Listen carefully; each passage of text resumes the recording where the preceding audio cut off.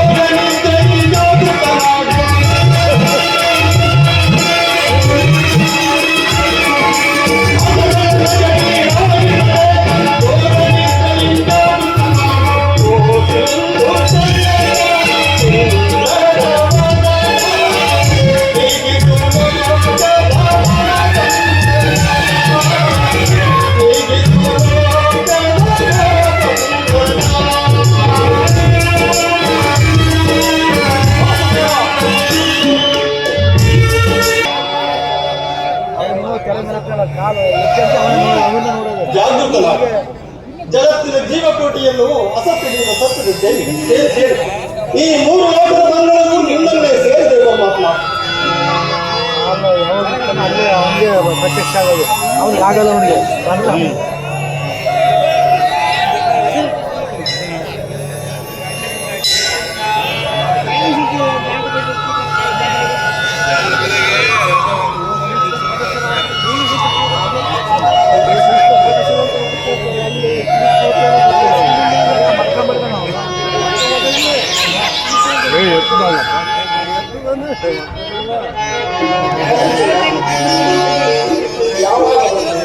ಅಬ್ಬಬ್ಬ ನೋಡಿ, ಅವನಿಗೆ ಆಗಲೂ ಇಲ್ಲಿ ಚಕ್ರ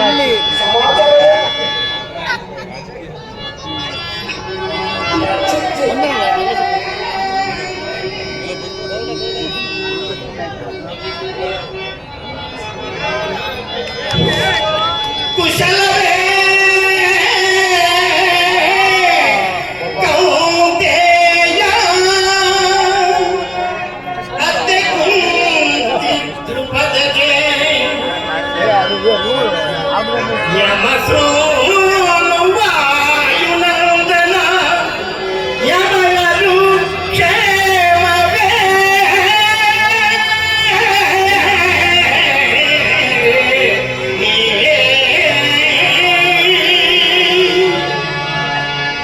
ಸಮಸ್ತ ಪ್ರಜೆಗಳೆಲ್ಲರೂ ನೀತಿಯುತರಾಗಿರಬೇಕು.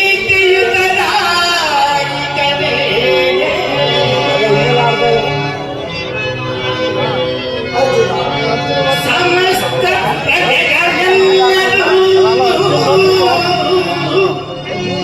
ನೀತಿಯುತರಾಗಿರಬೇಕು.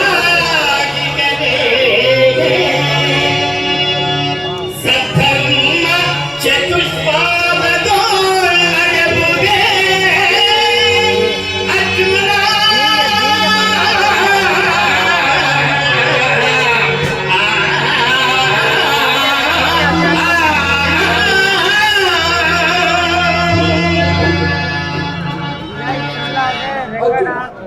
ಕುಶಲವೇ? ಸಮಾಚಾರವೇನು?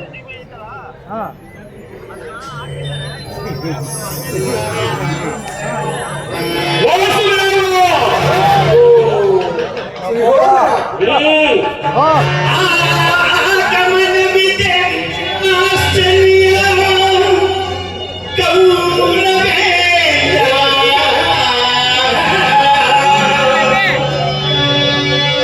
ಕುಶಲವೇ ಸಹೋದರ ಪುತ್ರ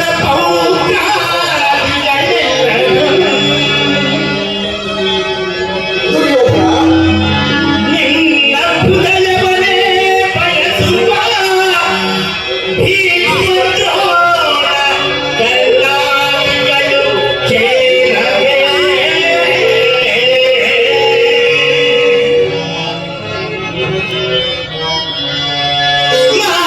ಮಾಂಡಲಿಕ ಸಾಮಂತರೆಲ್ಲರೂ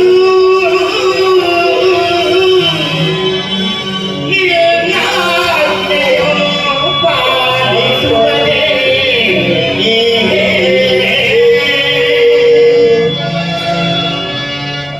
ಅಷ್ಟದಿಕ್ಕದದು ಕೀರ್ತಿ ಪದಾಗೆ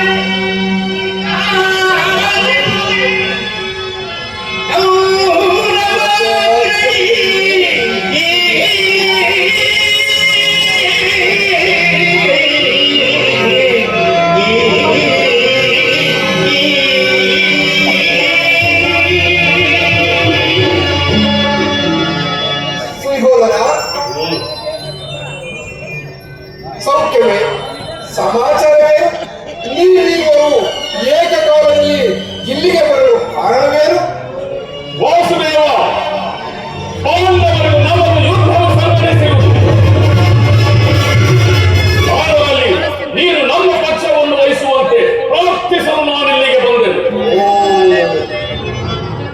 ಅರ್ಜುನ, ನೀನು ಸಹ ಯಾದವರ ಸಹಾಯವನ್ನು ಅಪೇಕ್ಷಿಸಿ ಬಂದಿರುವಂತಿದೆ.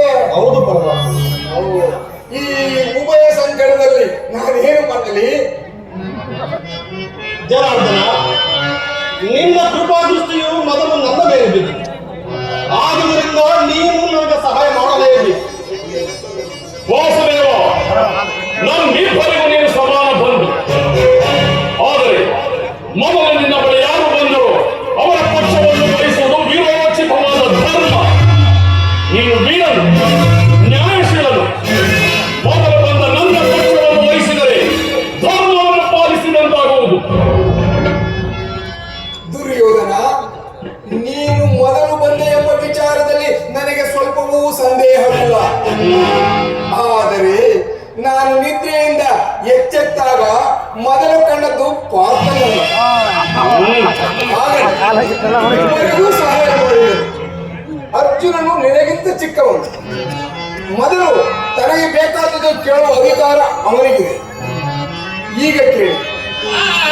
ಆಯುಧಗಳ ಪಿಡಿದು ಯುದ್ಧ ಮಾಡೆನು.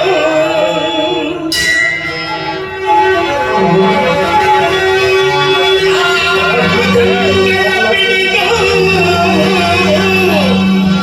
ಯುದ್ಧ ಮಾಡೆನು.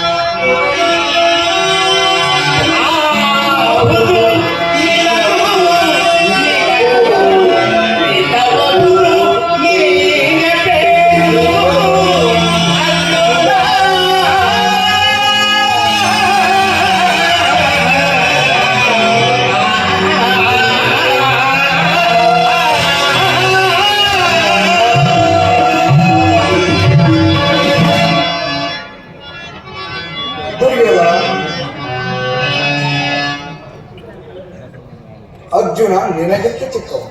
ಮೊದಲು ಕೇಳಲು ಅವನಿಗೆ ಅಧಿಕಾರವಿದೆ. ಈಗ ನೋಡಿ, ಅಪ್ರತಿಮ ವೀರ ಭಟರಿಂದ ಕೂಡಿದ ಯಾದವರ ಅಕ್ಷೋಹಿಣಿ ಸೈನ್ಯ ಒಂದು ಕಡೆ, ಯುದ್ಧ ವಿಮುಖನು ನಿರಸ್ತವಾದ ನಾನು ಮತ್ತೊಂದು ಕಡೆ. ಈ ಎರಡರಲ್ಲಿ ನಿಮಗಾವುದು ಬೇಕು? ಯದುಕುಲ ಚೂಡಾಮಣಿ, ನಾನು ನಿನ್ನನ್ನೇ ಅಪೇಕ್ಷಿಸುತ್ತೇನೆ. ನನಗೆ ನಿನ್ನ ಒಂದು ಅಕ್ಷೋಹಿಣಿ ಸೈನ್ಯವು ಬೇಕು. ನಿಶ್ಚರಂತೆಯೇ ಆಗಲಿ. ನೆನಪೇಶ್ವರ ಸೈನ್ಯಕ್ಕೆ ಆಜ್ಞಾಪಿಸುವುದು. ಆದರೆ ಆಗಬೇಕು.